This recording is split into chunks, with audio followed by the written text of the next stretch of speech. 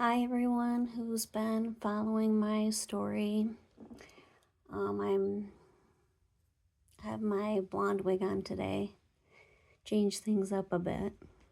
Um, but I've been hospitalized twice since the last video, which was really unexpected because in the last video I was really hopeful because I was just finishing up my last chemo and my last intensive inpatient chemo. And then radiation, 5 days of radiation, a whole week, every single day on my left lung on the inside. But I had some complications. I did fine, like, after the chemo, and, I had my normal sick days after the chemo, but, like, when I started the chemo, I did fine Monday. I was sick. I barely made it. I was, like, throwing up and, the classic chemo symptoms. I don't want to go through them, the graphic ones. So I had those symptoms Monday and Tuesday, and going to radiation was really hard, like physically walking, because normally after I get chemo, I'm in bed constantly. I don't get out of bed unless I have to go to the bathroom. And so when I was doing that, Monday and Tuesday, it was very hard. I was like, my eyesight was going static, like a old television screen when the shows weren't working, like those little black and white dots, and then my eyesight would go completely black. And so I didn't think anything of it because I was just like, whatever, typical chemo. But Wednesday, I had, or maybe it was it was Tuesday, I had a checkup with the radiation doctor. And I went into the room and the nurse, or well, not the nurse, it was just a aide, but the aide took my vitals, and just walking, my heart rate was 180. So, and that's horrible. That's like the max, like 183. I was getting up to 183, and that's like my max heart rate I should be getting for someone my age. And that's like people who are like physically working out at the gym. That's why their heart rate should be 183, not me just walking and standing. So they freaked out, and I just wanted to go back to the hotel and sleep, but they were too concerned because obviously, like, and even just standing, my heart rate was getting to 145. So they were like, okay, they were like, they were just super concerned because even the nurse practitioner came in and she was like, I think you're downplaying your symptoms.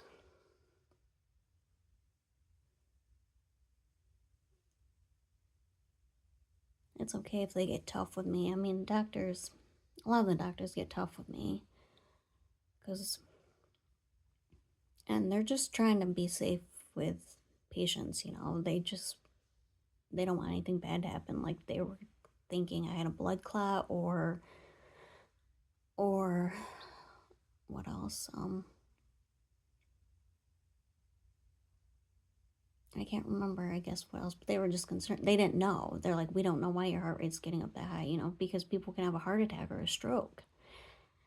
So they sent me in an ambulance down to Sloan Kettering, and they did a bunch of testing for just 2 days, an EKG, and that was normal. And they did an echocardiogram, so an ultrasound of my heart, and that came out normal. That came out fine. My heart is good. My heart is strong. So they just said, well, we don't know why your heart rate's getting that high. It's probably just from chemo. And I was like, yeah, I mean, it always is. My heart rate's, ever since I started chemo from the beginning, a year ago, it's always, my heart has always, I feel it through my chest. Like, after those 3 days after chemo, I'm struggling. When I go to, I only get up to go to the bathroom and my heart is pounding. And so,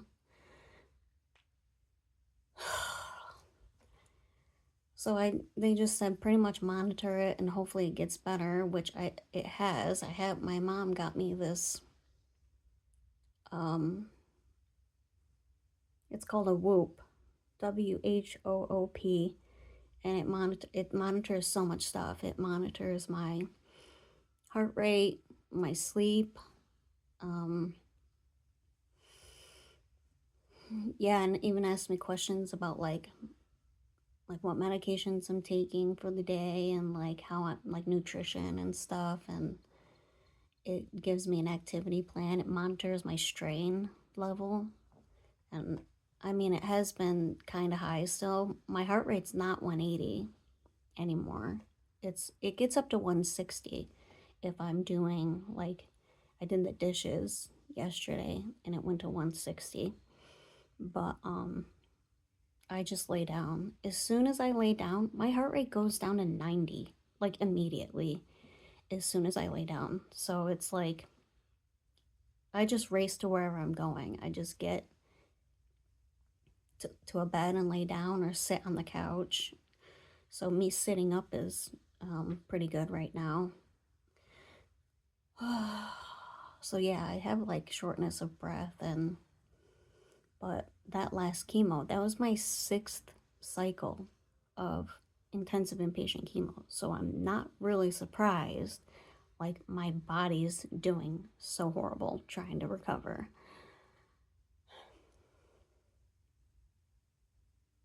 So, but I am recovering. So I'm happy about that.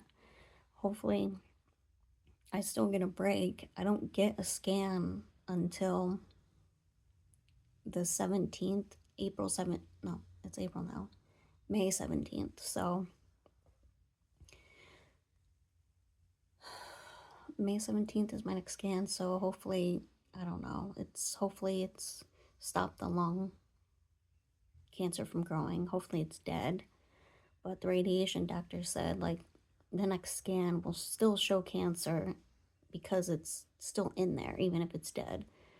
So as long as it's not growing, that's a good sign. So I'm interested in the next scan. And hopefully it's still not growing because I really do need a break. But if it is, I'm kind of worried. I am worried. And I'm anxious because I mean, I barely can walk to where I'm going, and my spine hurts really bad, but I'm hoping, you know, it's the cancer being killed from the chemo and radiation because my spine, like the hardware, the rods and screws and concrete in my spine just feel like they wiggle around, and my spine doesn't feel very supported right now, and like standing up hurts. Like standing for a period of time is so painful, and sitting for a long period of time is painful. That's why I'm hoping to keep this video really short compared to my, like the initial ones where I tell my story. Because eventually I just have to lay down because it just hurts so bad, and it sucks because oh, my second hospitalization. Oh, yeah, it was because what was I I think I messaged my doctors when I got home after the radiation, And I was like, my spine is really bad. Like, because I, I think things are wheeling around because hopefully the cancer is leaving my spine and dead. So my spine has to heal. The bone has to heal. I'm hoping that's what it is and just not the cancer like really killing my nerve bundles. And because my abs feel like this hurts so bad in my ab region. From my left side, it feels like someone's stabbing me. And the pain was like a level 10. That's how bad the pain was. So I was bedridden for like 2 days there. So they told me to go down to Sloan Kettering, and I was like, I can't even make that drive. I barely made the drive back because my body hurt so bad. And I could barely walk up the stairs to my bed. That's how bad I felt. So then I went to Guthrie, and they didn't admit me because they did a bunch of scans. They did a CT scan of my abdomen. They couldn't find anything. There's nothing wrong with my kidneys. I was afraid my kidneys were shutting down because my left and right sides were hurting so bad. I was so afraid I was dying from kidney failure from the chemo because that's what it does. That's a symptom of it. So then, so I was kind of happy that they didn't find anything from the scans because I'm good, right? So supposedly my organs or everything are fine. So really, they just gave me pain medicine just to get home, and that was useless. I don't even know. Like they gave me morphine, and I was like, "What the heck? How long is this stuff supposed to last?" Because not even like by the time they gave me discharge paperwork to walk out to the vehicle, I had already had that pain again, and I don't know if the morphine's supposed to last that long, but I felt the pain over the morphine. Like that's crazy to me. But I just got home and got in bed. I've been trying to take it easy. So that's just the update. 2 hospitalizations because I'm just in pain, really.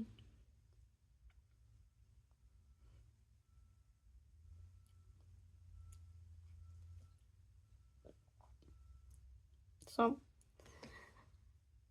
but today I feel really good. So I'm hoping it's just from the chemo and radiation. I just have to wait a month or two to properly heal.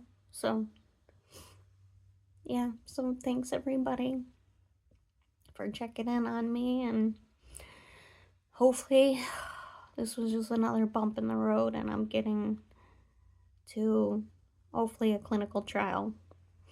Thank you. Love you. Bye.